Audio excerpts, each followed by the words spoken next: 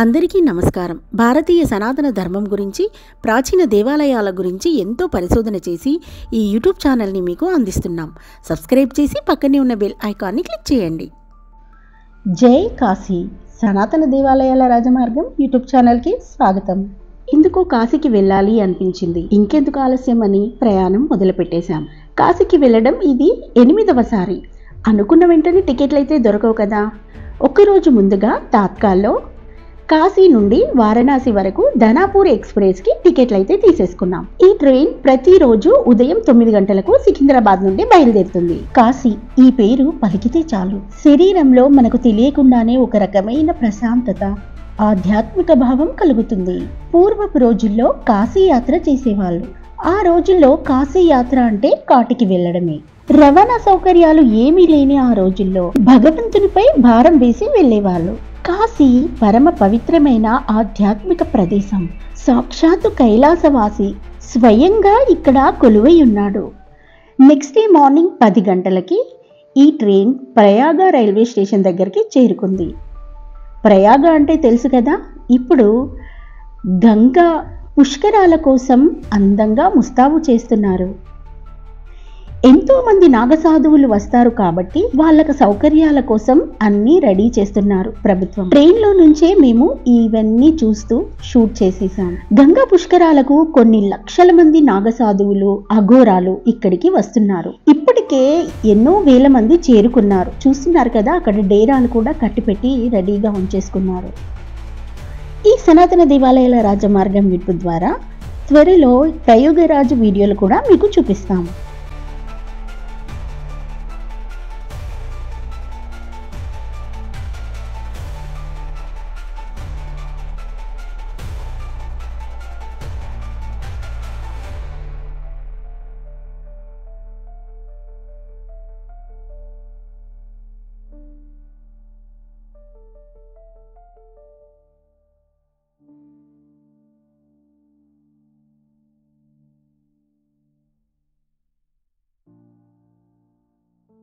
మధ్యాహ్నం 1 గంటకి వారణాసి రైల్వే స్టేషన్కి అయితే వచ్చేసాం.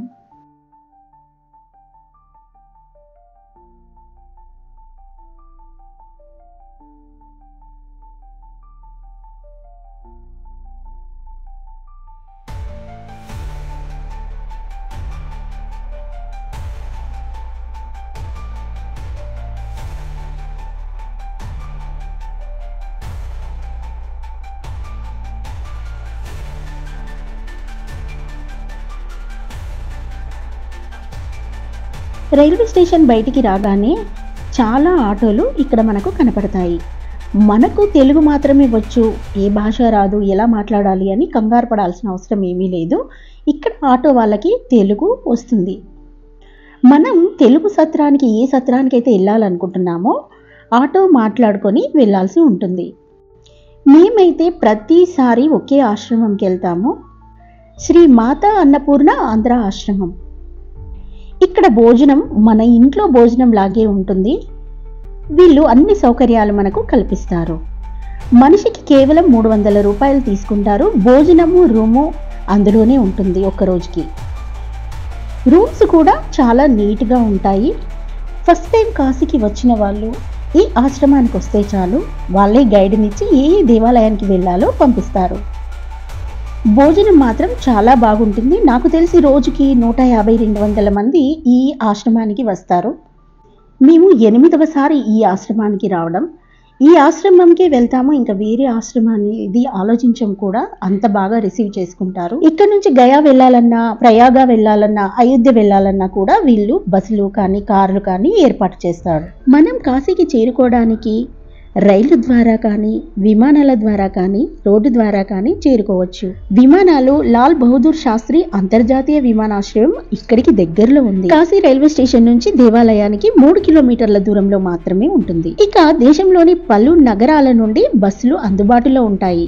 ఇక్కడ అనేక పురాతన ఆలయాలు ఉన్నాయి, కానీ కాశీలో సందర్శించినప్పుడు తప్పకుండా మనం చూడాల్సిన దేవాలయాలు ఇప్పుడు నేను మీకు చెప్తాను. కాశీ విశ్వనాథ మందిరం, అన్నపూర్ణాదేవి మందిరం, కాల భైరవ స్వామి మందిరం, మృత్యుంజయ మహాదేవ మందిరం, తులసి మానస మందిరం, దుర్గా మందిరం, భారత్ మాతా మందిరం, సంకటమోచన్ హనుమాన్ మందిరం, న్యాయ పూర్ణేశ్వర్ మహాదేవ్ మందిరం, ఇలా ఇంకా ఎన్నో ప్రసిద్ధమైన దేవాలయాలు ఉన్నాయి. అన్ని దేవాలయాలని ఒక్కొక్కటిగా నా వీడియోల రూపంలో మీకు చూపిస్తాను. నా ఛానల్ సబ్స్క్రైబ్ చేయని వాళ్ళు ఎవరైనా ఉంటే దయచేసి సబ్స్క్రైబ్ చేసుకోండి. నమస్తే అండి. నమస్తే. మేము సనాతన దేవాలయాల రాజమార్గం అనే యూట్యూబ్ ఛానల్ నుంచి వచ్చాము. శ్రీనివాస్ రాజు గారు, మీ ప్రాపర్ ఎక్కడ సార్? మాది వెస్ట్ గోదావరి తాడేపల్లిగూడెం అండి. మీరు ఇక్కడికి వచ్చి ఎన్ని సంవత్సరాలు? 16 సంవత్సరాలు అయిందండి ఇక్కడికి వచ్చి. మీరు ఇక్కడ మాతా అన్నపూర్ణ సత్రం అనేది మీరు రన్ చేస్తున్నారు. శ్రీ మాతా అన్నపూర్ణ ఆంధ్రాశ్రమం పేరుతో నిత్యాన్నదాన సత్రం కాశీలో గత 16 సంవత్సరాలుగా మేము ఇక్కడ మెయింటైన్ చేస్తున్నామండి. శ్రీ మాతా అన్నపూర్ణ ఆంధ్రాశ్రమం పేరుతో నిత్యాన్నదాన సత్రం కాశీలో ఏర్పాటు చేయడానికి కారణం, మేము ఒకసారి కాశీకి యాత్ర నిమిత్తం వచ్చినప్పుడు ఇక్కడ పరిస్థితులు, దైవత్వం, ఇక్కడ ఉన్న మన సంస్కృతి అంతా కూడా బాగా నచ్చి ఇంకా ఇక్కడే ఉండాలన్న ఉద్దేశంతో కాశీలో శ్రీ మాతా అన్నపూర్ణ అంటే అన్నపూర్ణాదేవి ఇక్కడ స్వయంభూ మాతగా వెలిసి అందరికీ ఆహారం లోటు లేకుండా అందజేస్తుంది. ఆ అన్నదానంలో భాగంగా మేము కూడా ఇక్కడ నా తోసిన మట్టికి అన్నదానం చేయాలనే ఉద్దేశంతో ఈ ఆశ్రమం స్టార్ట్ చేయడం జరిగింది. ఇక్కడ మాకు సోనార్పురాలో ఒక బ్రాంచ్, ఇంకా జంగంబాడి మఠం ఎదురుగా కరీకువాన్ ఏరియాలో ఒక బ్రాంచ్, 2 బ్రాంచులు మావి రన్ అవుతుంటాయి.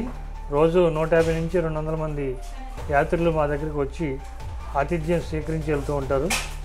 మేము ఒక వ్యక్తికి 300 రూపాయలు చొప్పున ఛార్జ్ చేస్తాం. నాన్-ఏసీ రూమ్కి నలుగురికి ఒక రూమ్ ఇస్తుంటాం.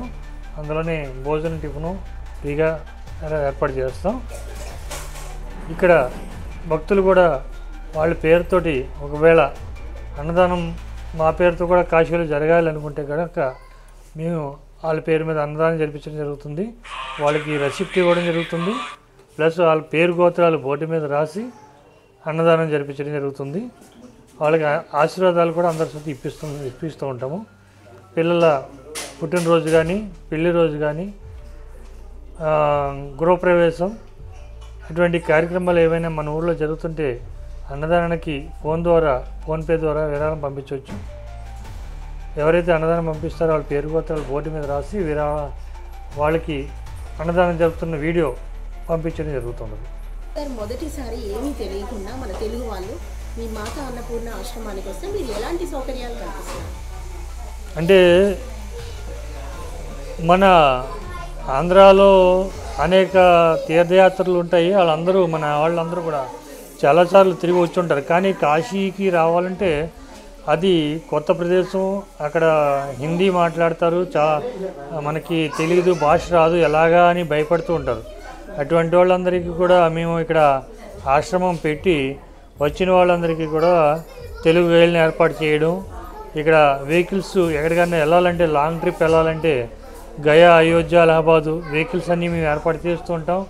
ఇంకా తెలుగు పురోహితులు పితృకార్యాలు కానీ, అస్థి నిమజ్జనాలు, పెద్దల కార్యక్రమాలు అంటే రుద్రాభిషేకాలు, తెలుగు విశ్వనాథ గుడిలో రుద్రాభిషేకాలు, అటువంటి కార్యక్రమాలు ఏమైనా కూడా మన ఆశ్రమం పంతుల ద్వారానే జరిపిస్తుంటాం.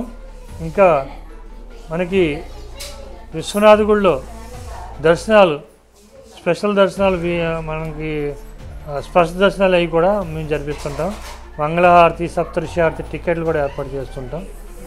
ఇక్కడ వచ్చిన వాళ్ళకి మేము హిందీ మన సొంత ఇంటికి వచ్చిన ఫీలింగ్ లాంటి అనుభవం కలుగుతుంటుంది. ఇక్కడ అంటే మీ యూపీలో ఉన్నట్టు లేదండి, ఏపీలోనే ఉన్నట్టుందండి, మా ఇల్లులాగే ఉంది. ఇక్కడ భయపడ్డాం కానీ ఇక్కడికి వచ్చాక అంతా సవ్యంగా జరిగిందని చెప్పి చాలామంది నాకు చెప్పి వెళ్తుంటారు.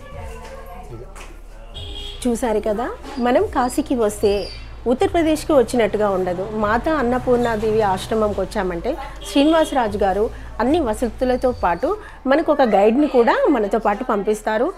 హ్యాపీగా దర్శనం చేసుకొని మనం ఇంటికి వెళ్ళిపోవచ్చు.